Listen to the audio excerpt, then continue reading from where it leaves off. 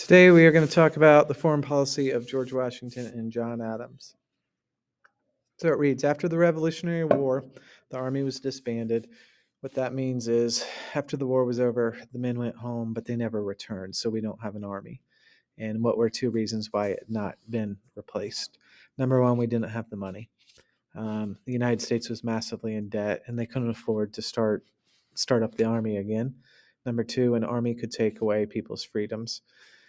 This was a period where people in general didn't trust the government all that much, and they didn't trust the army either.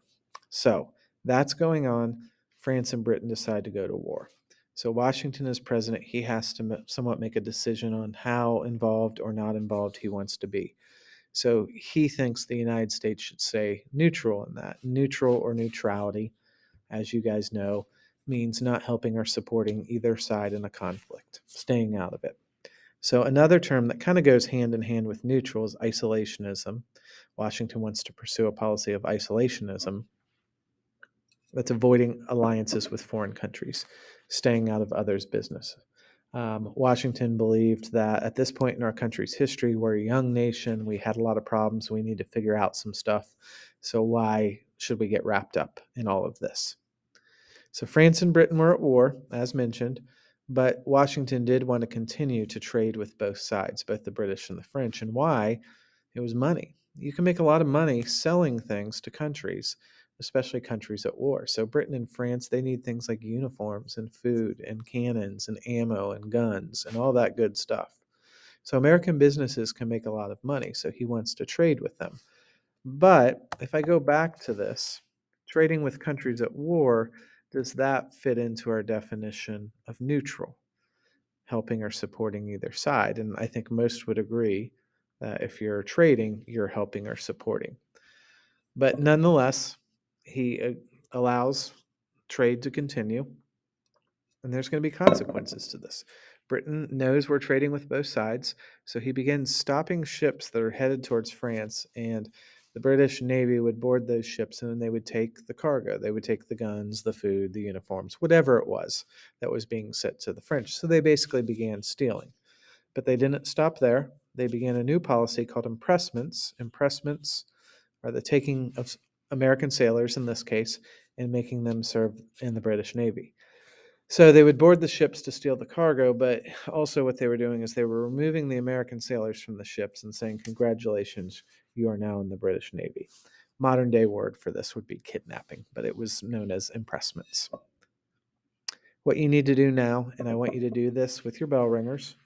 There's a discussion question I'm going to put up here. I'm going to have you read through that on your own. You need at least one reason, and you need to spend at least one sentence on that reason. So pause it here, work on that, and then come back to the video. All right, because the British were stealing our cargo and impressing our sailors, it looks like we're moving towards war. Another thing, and I hadn't mentioned this before, but another thing Britain was doing that was angering us, at the end of the Revolutionary War, Britain was supposed to remove all their soldiers from the United States, and they removed most of them. However, they kept some in the Ohio Valley, think Ohio, Kentucky, Indiana, and they were just stationed there at some random forts. So this had always bugged that the United States, that Britain still had soldiers on our soil. So that was another problem that needed to be resolved. So what Washington does now is he sends the Supreme Court Justice, Chief Justice John Jay, to London to negotiate with the British and try to avoid a war. And three things come out of the Jay Treaty. Number one, Britain agrees to remove their troops from the Ohio Valley. So this was a victory for Jay and the Americans. Number two, Britain agrees to pay us for the ships and the cargoes that they had stolen. So we give them a bill saying you stole this amount of cargo and ships, whatever, and they agree to pay us back.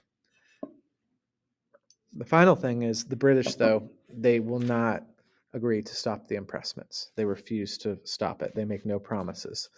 I think this shows just how desperate Britain was in this war. They needed men to be in their navy, couldn't find enough British men, so they're planning on continuing this policy.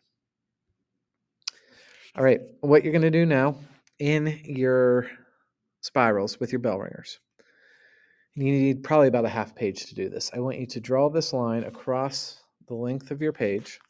On one side, I want you to label it isolationism, and on the other side, I want you to label it total involvement. You don't have to draw the little guys, but you're going to need some space for this because we're going to be working on this several times. Once you've done that, here is the activity. What you're going to do, 3 things. I want you to put an X on the line to show where you think Washington's response was to what the British were doing. So the British were stealing cargo and pressing men, and then George Washington did something to try to stop that. I want you to put an X on there where you think it should go. So remember what isolationism is. Total involvement, we can say, is war. So where do you think that X should go? Once you do that, label the X, just put Washington's name next to it, and then either above or below it, and I want you to use your notes, you need to justify or explain why you're putting the X where you are on the line. So again, go ahead and pause this, come back to it because we're not quite done. So Washington retires, Adams becomes president, and Adams, in a sense, is inheriting some of the problems that Washington had. But we're going to see Adams actually has more issues to deal with. It reads, now France is mad at us. They're mad because they helped us during the American Revolutionary War. But now that they're at war with Britain, we refuse to help them. They want us to join their side and go to war with the British, but Adams wants to avoid that. It reads, John Adams, like Washington, wants to stay out of the war, so he refuses to join.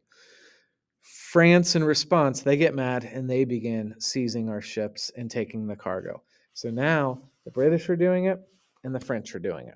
So I guess Adams has double the problems. So what he does, Adams sends 3 representatives to France to negotiate peace with the French. He does not want to go to war with the French either.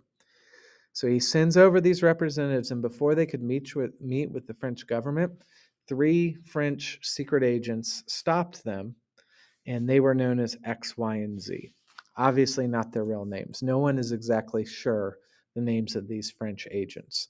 But anyway, they stopped them, and they demanded a tribute or money or a bribe. They stopped him and said, look, before you can even meet with our government, you need to pay us this amount of money. And it was a lot. So the word for that is a tribute.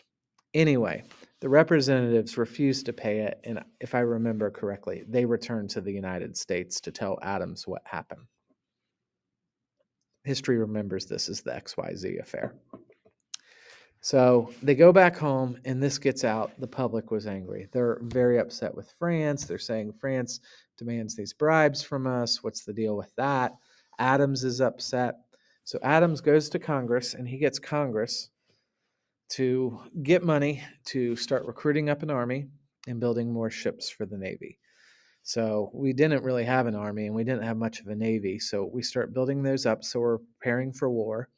Meanwhile, there's a slogan going around the country to kind of that kind of explains the feeling of most people. And the slogan was "Millions for Defense," and that means we're going to spend millions of dollars to build up our army and our navy to defend ourselves from the French, but not 1 cent for tribute. And this was in relation to those French agents that wanted us to pay. Additionally, Congress approves the United States to begin attacking and seizing French ships. So this is moving to war. This quite isn't war yet. The textbook, they described it as a half war. It's not complete war, I don't think, because Congress never officially declared war.